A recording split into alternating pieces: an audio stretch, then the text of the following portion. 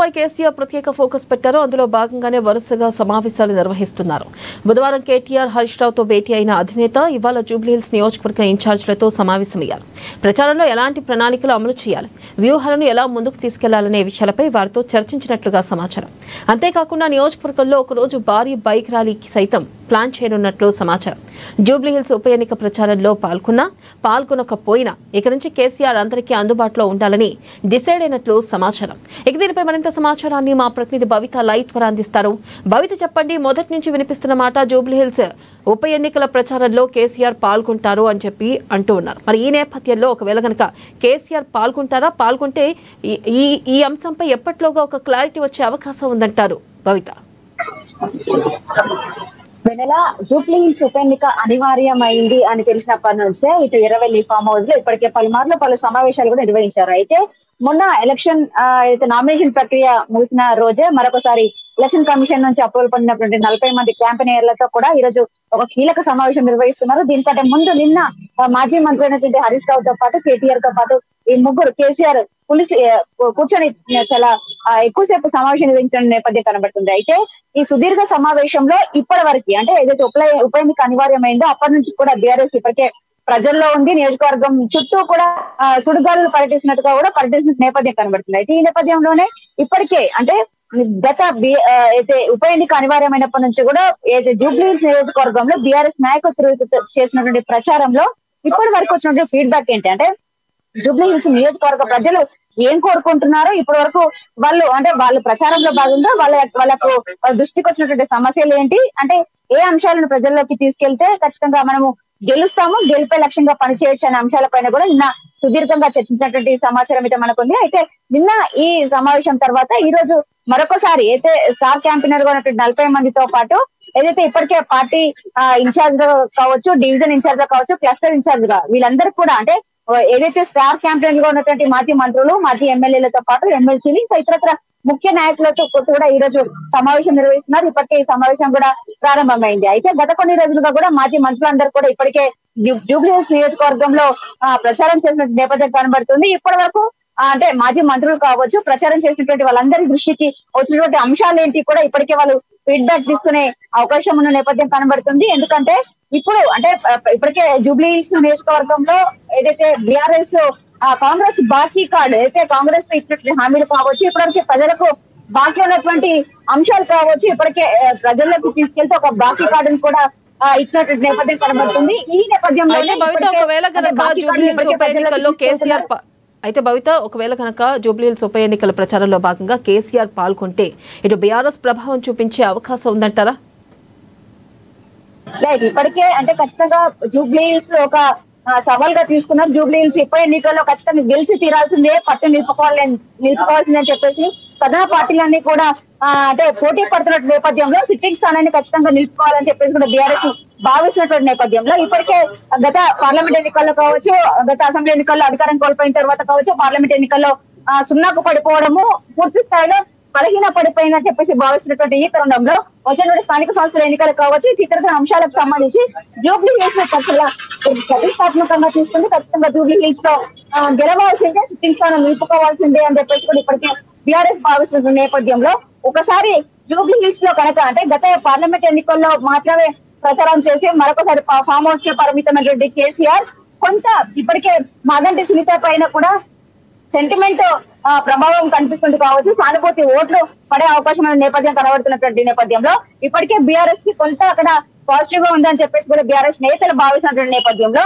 కేసీఆర్ కనుక వచ్చి ఒకసారి అక్కడ ప్రచారం చేస్తే కనుక ఖచ్చితంగా గెలిపే మన ధీమా అని చెప్పేసి కూడా వాళ్ళు నేపథ్యంలో నిన్న జరిగిన సమావేశంలో కూడా ఇటు కేసీఆర్ తో పాటు హరీష్ రావు ఒకసారి ఖచ్చితంగా జూబ్లీహిల్స్ ఉప ఎన్నికల్లో ప్రచారం చేయాల్సింది అన్నట్టుగా కూడా కొంత వాళ్ళని కోరినట్టుగా తెలుస్తుంది. అయితే మనకున్నటువంటి సమాచారం ప్రకారం ఎక్కడ కూడా కేసీఆర్ జూబ్లీహిల్స్ ఉప ఎన్నికల్లో పాల్గొనే అవకాశం అయితే లేదు అని చెప్పేసి మనకు అర్థమవుతుంది. ఎందుకంటే ఇప్పటికే పూర్తి స్థాయిలో బీఆర్ఎస్ ను ప్రజలు విస్మరించారు అనేటువంటి ఒక ప్రచారం జరుగుతున్న నేపథ్యంలో ఒకవేళ కేసీఆర్ కనుక ప్రచారానికి వచ్చి మరొకసారి ఓటమి పాలైతే కనుక అది ఇంకా మరింత రాంగ్ ఇండికేషన్ వెళ్లేటువంటి నేపథ్యం ఉందని చెప్పేసి కూడా మరొకసారి వాళ్ళు ఆలోచించిన నేపథ్యం కనబడుతుంది. అయితే ఈ ఉప ఎన్నికకు సంబంధించి ప్రచారం చేస్తే కనుక ఒకవేళ ప్రచారంలో పాల్గొంటే అది చివరి రోజుల్లోనే కేసీఆర్ పాల్గొనే అవకాశం అయితే కనబడుతుంది. అయితే అసలు కేసీఆర్ పాల్గొనరా అనే అంశానికి సంబంధించి ఈ రోజు జరిగే సమావేశంలో పూర్తి స్థాయిలో అక్కడ ఉన్నటువంటి నేతలకు జూబ్లీహిల్స్ ఉప ఎన్నికల్లో ప్రచారంలో పాల్గొన్నటువంటి అంటే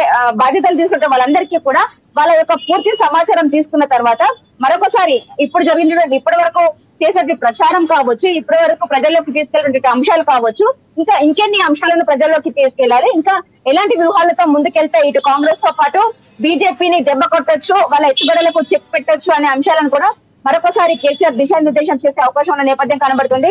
మోస్ట్ ఆఫ్ ది పీపుల్ ఇప్పటికే కేసీఆర్ రావాలని చెప్పేసి ప్రచారానికి భావిస్తున్న నేపథ్యంలో పూర్తి స్థాయిలో ఈ సమావేశం పూర్తయిన తర్వాత అసలు కేసీఆర్ ఈ అంటే జూబ్లీహిల్స్ ప్రచారంలో పాల్గొంటారా లేదా అనేది మాత్రం ఒక క్లారిటీ వచ్చే అవకాశం ఈ రోజు సాయంత్రానికి అయితే ఉంది.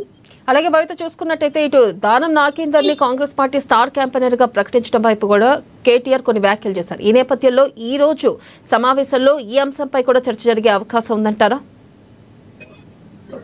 ఖచ్చితంగా. ఎందుకంటే ఇప్పటికే పార్టీ ఫిరాయించిన ఎమ్మెల్యేలందరూ కూడా ఒకవైపు కొంతమంది కొన్నిసార్లు సందర్భానుసారంగా వాళ్ళు మేము పార్టీలో ఉన్నామని చెప్పేసి కొన్నిసార్లు చెప్తుంటే మేము పార్టీ మారాము అని చెప్పేసి మరికొన్నిసార్లు చెప్తున్న నేపథ్యం కనబడుతుంది. ముఖ్యంగా దానం నాగేంద్ర మాత్రం ఒక సపరేట్ ఇష్యూ కిందనే మనం కన్సిడర్ చేయాలి. ఎందుకంటే బీఆర్ఎస్ పార్టీలో గెలిచి ఆ పార్టీకి రాజీనామా చేయకుండా సభ్యత్వానికి రాజీనామా చేయకుండానే కాంగ్రెస్ పార్టీలో చేరడము, అంతేకాకుండా లోక్సభ ఎన్నికల్లో పోటీ చేయడము, ఇది కొంత ఇబ్బందులు తలెత్తేటువంటి అంశాన్ని ఇప్పటివరకు కూడా కాంగ్రెస్ భావించింది. అయితే ఈ నేపథ్యంలోనే కాంగ్రెస్ పార్టీ ఏదైతే జూబ్లీహిల్స్ నియోజకవర్గానికి సంబంధించినటువంటి వాళ్ళలో స్టార్ క్యాంపెయినర్ గా ఇచ్చినటువంటి వాళ్ళు దానం నాగేందర్ ఒకరు. అయితే ఒకవైపు అంటే గతంలో బీఆర్ఎస్ పార్టీ ఎన్నో పార్టీ ఫిరాయింపులు చేసినప్పటికీ కాంగ్రెస్ పార్టీ చేస్తే ఒకటి, బీఆర్ఎస్ పార్టీ చేస్తే ఒకటి అని చెప్పేసి కూడా కాంగ్రెస్ పార్టీ ఆరోపణలు చేస్తుంది. ఖచ్చితంగా ప్రస్తుతం కాంగ్రెస్ పార్టీలోనే కొనసాగుతున్నాడు దానం నాగేందర్. అందుకని స్టార్ క్యాంపెయినర్ గా ఇస్తే తప్పేంటి అని చెప్పేసి కూడా కాంగ్రెస్ భావిస్తున్న నేపథ్యంలో ఈ రోజు జరిగేటువంటి సమావేశంలో ప్రజల్లోకి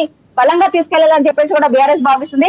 ఒకవైపు బీఆర్ఎస్ లో కొనసాగుతూ తెలంగాణలో తెలంగాణ ఏర్పడిన తర్వాత బీఆర్ఎస్ పార్టీలో జాయిన్ అయిన తర్వాత అటు మంత్రి పదవులతో పదవులు అనుభవించి ఒకసారి అధికారం పోయిన తర్వాత పార్టీని కాదనుకొని అంటే పార్టీకి రాజీనామా చేయకుండా కాంగ్రెస్ పార్టీలో చేరడము, ఇప్పుడు కాంగ్రెస్ పార్టీ నుంచి కూడా ప్రచారం చేయడము, అంటే వీళ్ళందరూ కూడా కొంత అంటే ఇబ్బందులు పెట్టేటువంటి అంశము, అంటే వెన్నుపోటు పొడిచేటువంటి నాయకులే అని చెప్పేసి కూడా ఇలాంటి అంశాలన్నిటిలో కూడా కాంగ్రెస్ పార్టీ చేసినటువంటి తప్పిదాలు కావచ్చు, వాళ్ళు ఇచ్చినటువంటి అమలుకు నోచుకొని సాధ్యం కాని హామీలు కావచ్చు, ఇవన్నీ అంశాలను కూడా ప్రజల్లోకి బలంగా తీసుకెళ్లాలని చెప్పేసి కూడా ఇప్పటికే కేసీఆర్ కూడా దిశానిర్దేశం చేసే అవకాశం ఉన్నట్టు కూడా మనకు తెలుస్తుంది.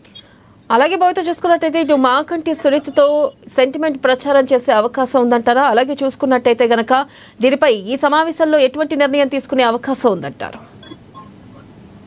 ఇప్పటికే అంటే కాంగ్రెస్ ఏదైతే ఉప ఎన్నిక వచ్చినప్పటి నుంచి కూడా ఎవరికి టికెట్ ఇవ్వాలా అని చెప్పేసి కూడా కొంత చర్చలు జరిపినప్పటికీ తన కుటుంబంలో ఉన్నటువంటి వాళ్ళ సతీమణికే టికెట్ ఇస్తే గనక ఇప్పటి వరకు ఏదైతే మాగంటి గోపీనాథ్ గత కొంతకాలంగా జూబ్లీహిల్స్ నియోజకవర్గానికి చేసినటువంటి సేవలు కావచ్చు, వాళ్ళకి అక్కడ ఉన్నటువంటి అంటే అక్కడ ఉన్నటువంటి అనుభూతి కావచ్చు, ప్రజలకు వాళ్ళకు ఉన్నటువంటి సాహిత్యం కావచ్చు, ఇవన్నీ అంశాలతో పాటు ప్రస్తుతం ప్రజల్లో లేని మాగంటి గోపీనాథ్ సతీమణికి కనుక టికెట్ ఇస్తే చాలా వరకు సానుభూతి ఓట్లు పడేటువంటి అవకాశం ఉందని చెప్పేసి కూడా వాళ్ళ సతీమణికి బీఆర్ఎస్ టికెట్ ఇచ్చింది. అయితే ఈ అంశాన్ని కూడా ప్రజలకి బలంగా తీసుకెళ్లాలంటే ఒక మహిళకి టికెట్ ఇవ్వడంతో పాటు మాగంటి గోపీనాథ్ సతీమణికి టికెట్ ఇచ్చాము. ఖచ్చితంగా ప్రజెంట్ గత కొంతకాలంగా అంటే మాగంటి గోపీనాథ్ మీ నియోజకవర్గ ప్రజలకు ఎన్నో సేవలు చేశారు కాబట్టి అదే రూట్ లో ఈ మాగంటి సునీత కూడా ముందుకు తీసుకెళ్తామనే అంశాలను కూడా ప్రజల్లోకి తీసుకెళ్లాలి. ఖచ్చితంగా